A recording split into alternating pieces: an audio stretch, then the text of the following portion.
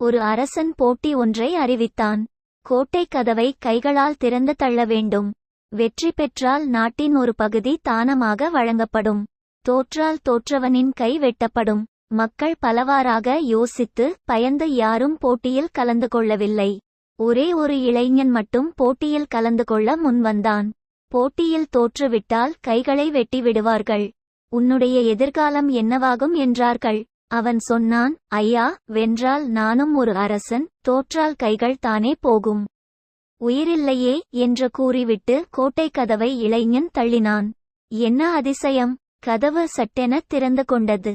ஏனென்றால் கோட்டை கதவுகளில் தாழ்பாள் போடப்படவில்லை, திறந்துதான் இருந்தது. நம்மில் பல பேர் இப்படித்தான் இருக்கிறோம்.